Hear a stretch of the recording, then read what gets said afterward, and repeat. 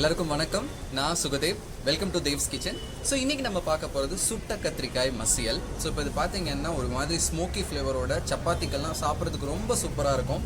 சப்பாத்தி பண்ணிவிட்டு நம்ம செய்கிற அந்த மசியலோட கொஞ்சமாக கர்ட் ஒரு பவுலில் வச்சுட்டு நீங்கள் கர்டையும் இந்த மசியலோடையும் சேர்த்து தொட்டு சப்பாத்தியை சாப்பிட்டு பாருங்கள். டேஸ்ட் சும்மா வேறு லெவலில் இருக்கும். கண்டிப்பாக நீங்கள் இந்த ரெசிபியை ட்ரை பண்ணி பாருங்கள். குயிக்காக ரெசிபிக்குள்ளே போகலாம். அதுக்கு முன்னாடி சப்ஸ்கிரைப் பண்ணாதவங்க சப்ஸ்கிரைப் பண்ணுங்கள், நோட்டிஃபிகேஷன்ஸ் எனேபிள் பண்ணுங்கள். வாங்க இப்போ ரெசிபிக்குள்ளே போகலாம். இப்போ இதுக்கு தேவையான பொருட்கள் என்னென்னு பார்த்துடலாம். ஒரு கத்திரிக்காய் எடுத்துருக்கிறேன். இப்போ இது நார்மலாக யூஸ் பண்ணுற கத்திரிக்காய் இல்லை, இது பெரிய வெரைட்டி கத்திரிக்காய். இது இங்கிலீஷில் வந்து எக் பிளான்ட்னு சொல்லுவோம். அப்புறம் 2 தக்காளி எடுத்துருக்கிறேன். ஒரு வெங்காயத்தை பொடியாக நறுக்கி, பெரிய வெங்காயமாக பொடியாக நறுக்கி எடுத்துருக்கிறேன். 2 பச்சை மிளகா. அதுக்கு பிறகு 1 டீஸ்பூன் அளவுக்கு மிளகாய்த்தூள், 1/2 டீஸ்பூன் அளவுக்கு மல்லித்தூள், ஒரு 1/2 டீஸ்பூன் அளவுக்கு சீரகத்தூள், ஒரு 1/2 டீஸ்பூனுக்கு உப்பு எடுத்துருக்கிறேன். உப்பு கொஞ்சம் குறைவாக எடுத்துருக்கிறேன். வேணும்னா நம்ம திருப்பி செய்யும் போது சேர்த்துக்கலாம். அப்புறம் கொஞ்சமாக மஞ்சள் தூள். இப்போ இந்த கத்திரிக்காயை பார்த்தீங்கன்னா கொஞ்சம் ஸ்லிப் பண்ணிக்கோங்க, அப்போ தான் இது வேகிறதுக்கு நல்லா இதாக இருக்கும். ஸோ இந்த மாதிரி கத்தி இது பண்ணிவிட்டு ஒரு 4 இடத்துல இப்படி ஸ்லிப் பண்ணிக்கோங்க. இப்போது அடுப்பை பற்ற வச்சிட்டோம். அடுப்பை பற்ற வச்சுட்டு கத்திரிக்காய், அப்புறம் நம்ம எடுத்த 2 தக்காளி, இது எல்லாத்தையுமே நம்ம சூடு பண்ண போறோம்.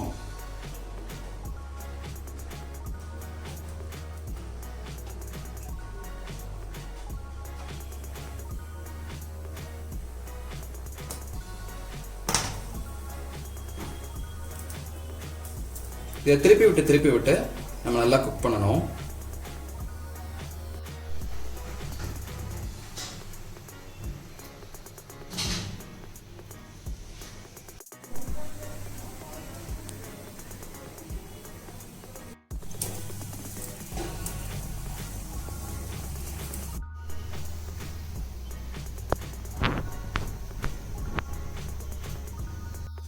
ஸோ இப்போ வந்து தக்காளி வந்து நம்ம இவ்வளோ தூரத்துக்கு இது பண்ணாலே போதும். பார்த்தீங்கன்னா அந்த தோல் எல்லாம் உறிஞ்சிடுச்சு. நம்ம தக்காளியை எடுத்துடலாம்.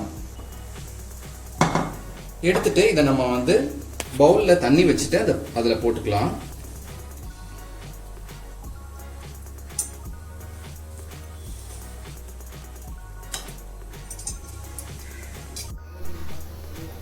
ஸோ இப்போ இது நல்லா பர்ன் ஆயிடுச்சு. ஸோ இப்போ இதையும் பார்த்தீங்கன்னா நம்ம தண்ணியில் தான் போடணும்.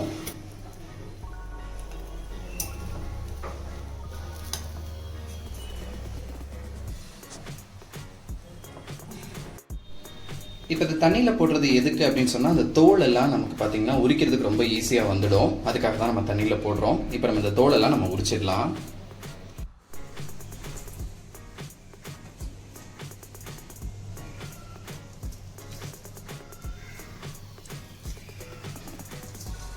ஸோ இங்கே பார்த்தீங்கன்னா ஈஸியாக உரிக்கிறதுக்கு வருது. இப்போ இதை பார்த்தீங்கன்னா நம்ம நீட்டாக தோல்லாம் வந்துடுச்சு. இது நீங்கள் இப்போ தொட்டு பார்த்தீங்கன்னா ஒரு மாதிரி கொலன்னு இருக்கும். இதுதான் கரெக்டான இது, அதுதான் நல்லா குக்காக இருக்குன்றது அர்த்தம். ஸோ இப்போ பார்த்தீங்கன்னா இந்த காம்பை வந்து நம்ம கட் பண்ணிடலாம்.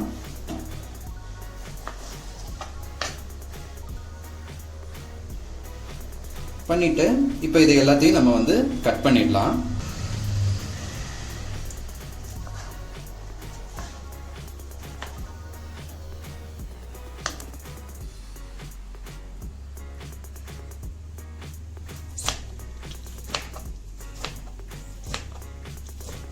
ஸோ இப்போ அடுப்பில் பேன் வச்சுட்டு, பேன் காஞ்சதும் ஒரு 2 டேபிள் ஸ்பூன் அளவுக்கு எண்ணெய் சேர்த்துக்கணும்.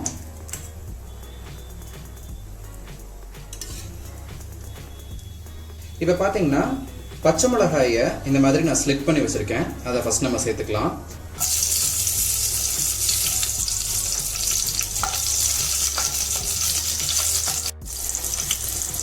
அப்படியே வெங்காயத்தையும் சேர்த்துக்கலாம்.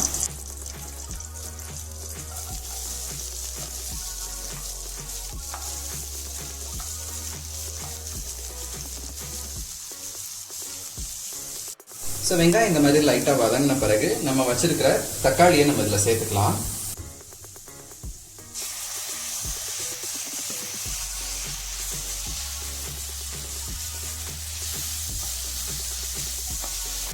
இப்போ ஒரு 1 நிமிஷம் ஆயிருக்கு. இப்போ நம்ம எடுத்து வச்சிருந்த கத்திரிக்காயை இதில் நம்ம சேர்த்துக்கலாம்.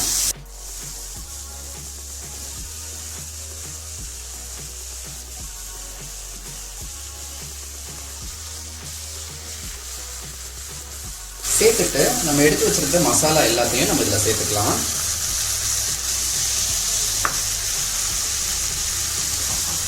நல்லா மிக்ஸ் பண்ணிடலாம்.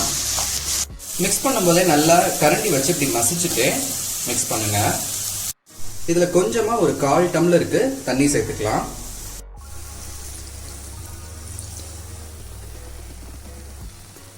இப்போ இதில் கொஞ்சமாக மஞ்சத்தூள் நம்ம சேர்த்துக்கலாம்.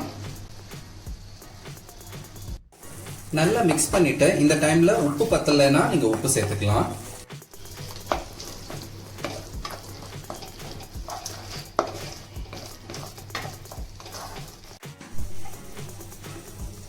இப்போ சிம்ல வச்சு ஒரு லிட்டு வச்சு க்ளோஸ் பண்ணிட்டு ஒரு 3 to 4 minutes இதை அப்படியே விட்டுருங்க. ஸோ இப்போ பார்த்தீங்கன்னா ஒரு 4 minutes ஆயிடுச்சு. இப்போ நம்ம இதை ஸ்டவ் ஆஃப் பண்ணிட்டு ஓப்பன் பண்ணிடலாம்.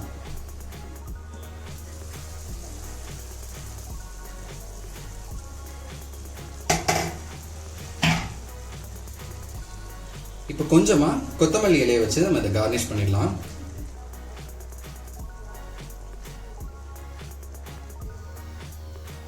பாருங்க, நம்மளோட சுட்ட கத்திரிக்காய் கூட்டு ரொம்ப பியூட்டிஃபுல்லா ரெடி ஆயிடுச்சு.